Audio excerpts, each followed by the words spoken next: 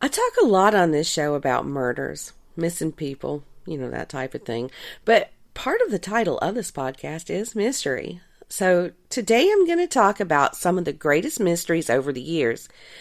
Most of them I'm sure you've heard of, but who knows? You may learn something new today.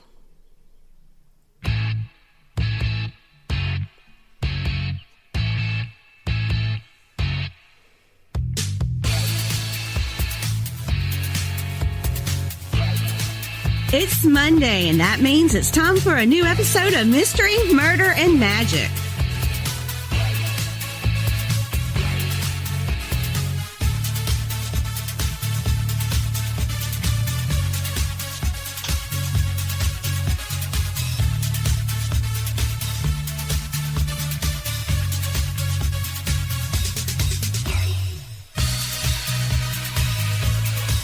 And here's your host,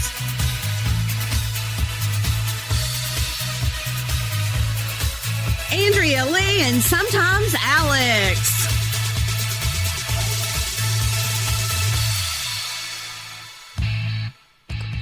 One of the most talked about mysteries in history is the disappearance of Teamster Union leader Jimmy Hoffa.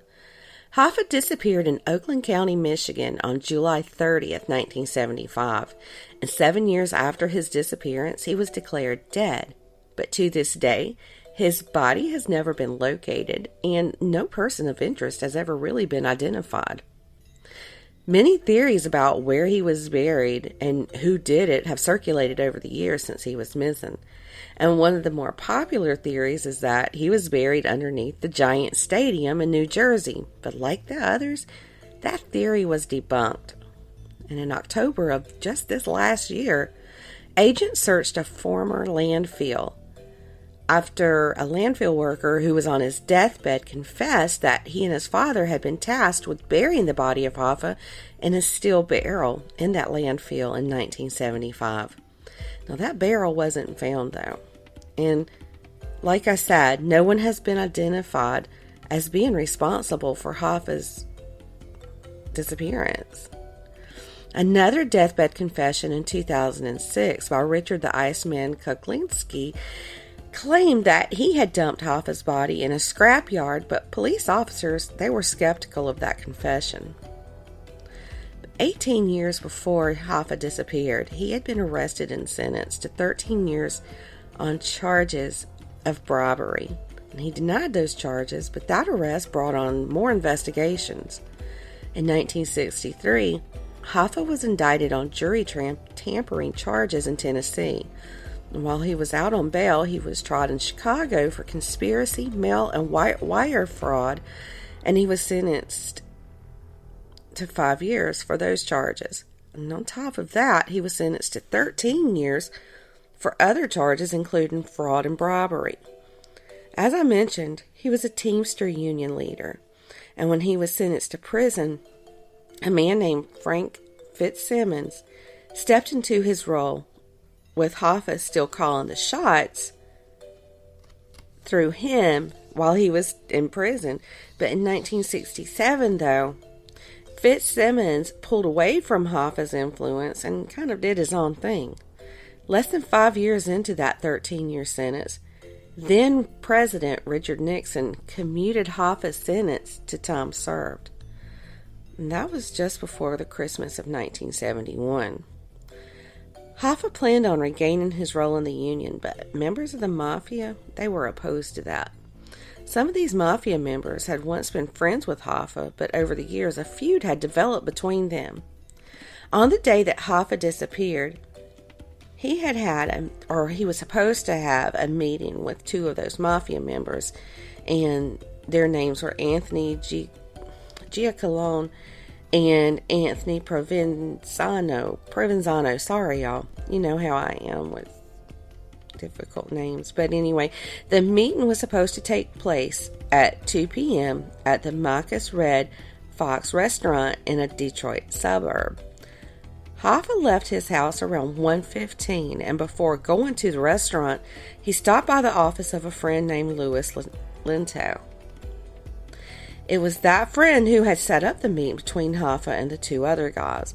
And Lento wasn't there when he stopped by, so Hoffa left him a message and went on to the restaurant. Well, sometime between 2:15 and 2:30, Hoffa called his wife from a payphone behind the restaurant saying that he had been stood up and that he'd be home around 4 so they could grill some steaks for dinner. Well, the FBI believes that Hoffa left the area without a struggle soon after he called his wife, and a witness reported seeing Hoffa in the back of either a Lincoln or Mercury that was maroon in color, and he was accompanied by 3 other people. When both Giacalone and Provenzano talked to police, they denied ever having a meeting set up with Hoffa that day. That maroon vehicle was found to belong to Hoffa's foster son, Charles O'Brien. Well, apparently the two, meaning Hoffa and O'Brien, had a falling out before his disappearance, and because police dogs hit on Hoffa's scent in the car, they believed that O'Brien had something to do with Hoffa's disappearance. But y'all, it's been almost 47 years since he went missing. There's still no proof of what happened to Jimmy Hoffa. Honestly, there's a lot that I left out just for time's sake, because this isn't the only mystery that I'm talking about today, but really an entire episode, or maybe even a series of episodes, could be done on just this one subject of Jimmy Hoffa. Now, for over 200 years, we're moving on to a different mystery now, but for over 200 years, rumors have circulated that there is an actual money pit on Oak Island off the coast of Nova Scotia, Canada. That pit of buried treasure was supposedly left there by the pirate Captain William Kidd. The pit is located on the east side of the island, or at least that's where they believe, because honestly, I don't know that they know for sure that that's where it was. And it was basically a man-made pit that went more than 100 feet below the Earth's surface. Now, according to legend, a teenager exploring the island noticed a spot of land that was sunken in, so he and his friends decided to start digging. And this was in 1795. Now, what they found was a man-made shaft that had wooden platforms every 10 feet or so down. Over the years since then, though, the location of that shaft has been covered after an expedition that took place in the 1960s. Those that were on that expedition didn't take precautions to preserve anything, so clay, seawater, mud, and other debris caused a collapse during or around the original money pit. Now, there's also been some discussion about the origins of how the treasure got there, and as I mentioned, it was believed that Captain William Kidd buried it there, but others believe that it could actually be Knights Templar treasure that is actually buried there. But however it got there, to this day, it is still a mystery as to whether it actually exists or not. And a lot of hearsay has also obscured any facts that surrounded it. And then there's the mystery that surrounds the location of Cleopatra's tomb. Now, Cleopatra has long been a fascinating figure for me. So this one, of course, particularly sparks my interest. Now, we all know the story of Cleopatra, but if you don't, I'm going to give you the short version of it. Cleopatra originally ruled Egypt with her father, and then later she ruled with her brothers. Now, at one point, Cleopatra had a relationship with the Roman ruler Julius Caesar, and together they supposedly had a son, and I'll get more into that later. But when that son was only 3 years old, he became co-ruler of Egypt with his mom. When Caesar was assassinated in 44 BC, Cleopatra sided with Mark Antony, and then they had a relationship. Well, together they had 3 kids, and 2 of those were twins. Now, when Mark Antony's troops lost a battle against the army of Augustus, he killed himself. Well, Cleopatra was so overcome with grief that she held a venomous asp and let it bite her, so she too died. Now, it's believed that the two were buried together. The writer Plutarch once wrote that the tomb was located near a temple of Isis, who was an Egyptian goddess, but to this day the location remains a mystery. And archaeologists believe that it is located somewhere near Alexandria. I don't know, it just seems to me that with today's technology, with things like ground penetrating, like radar type equipment, that tomb would be found. And it's also said that the tomb contains treasures made of gold, silver, emeralds, pearls, ebony, and ivory. Now, I'm not really a fan of raiding tombs, though. I mean, yes, there's great treasures to be found, but I also believe that somebody's final resting place, and they and their treasure should just be left alone. But for those of us that do find the story of Cleopatra fascinating, it would be cool to see where it's located. I'm kind of conflicted on that, though, because it's kind of like when they discovered the treasures from the Titanic, and people started diving for it. I feel like it doesn't belong to them, so just leave it, but that's a whole other story. Now, this mystery kind of goes along with Cleopatra's, and so I mentioned that she and Julius Caesar had a son together, and that son's name was Caesarion. But some are skeptical that he was truly the son of Julius Caesar. That's why I said supposedly had a child together. Caesar never claimed the child was his, and that doesn't necessarily mean the baby wasn't his, but historians have doubted that they shared DNA also, and it's also well known that the fact that our girl Cleopatra kind of got around, if you know what I mean. Now, I'm not shaming her. It's just a well-known fact.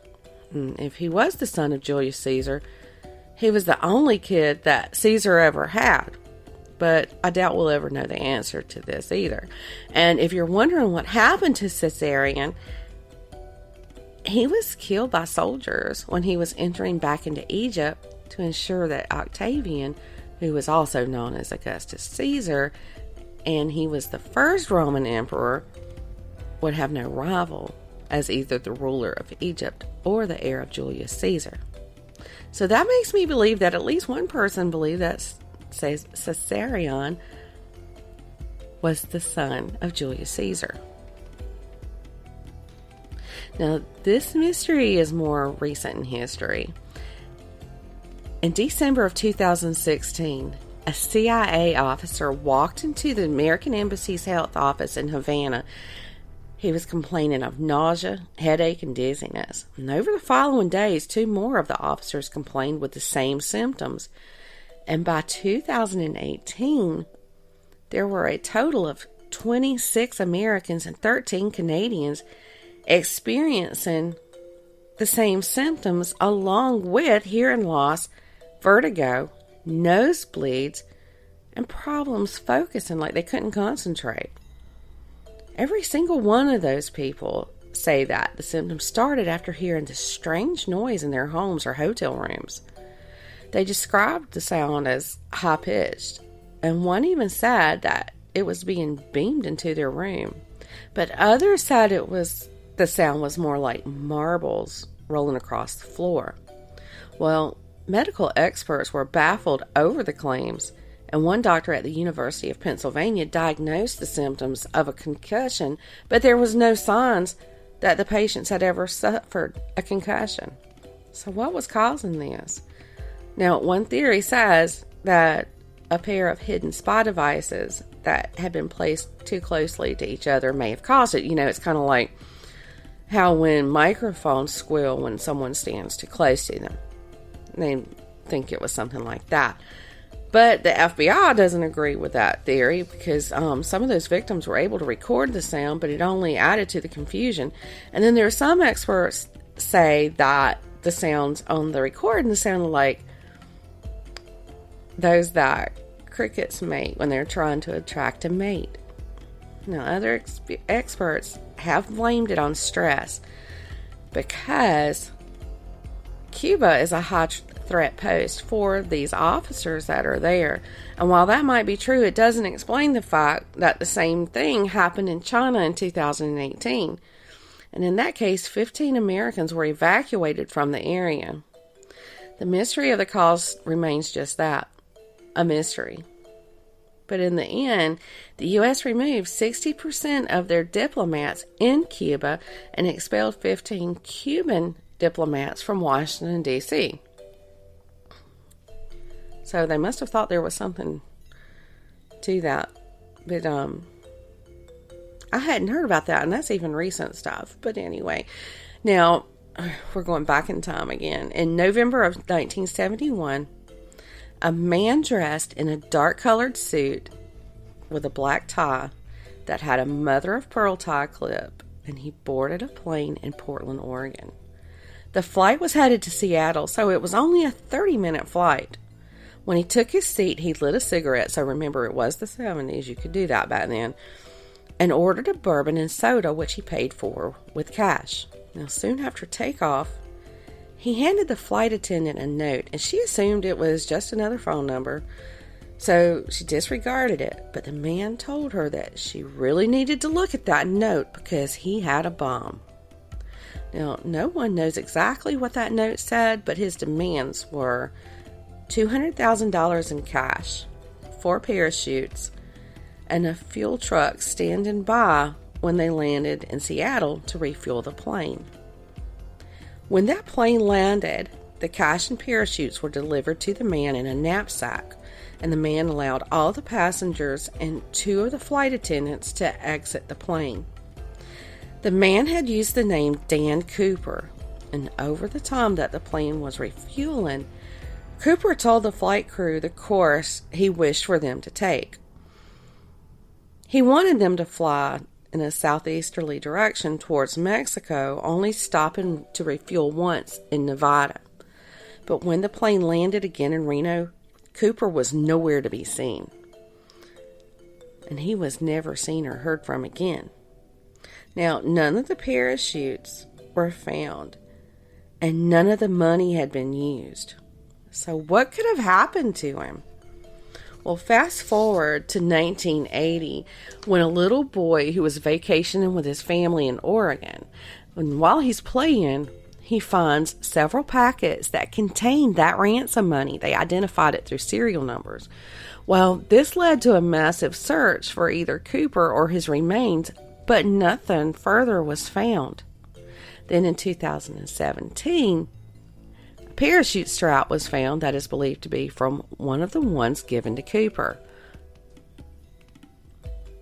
Dan Grider from the YouTube channel Probable Cause believes he has solved this mystery of who Dan Cooper was and what happened to him.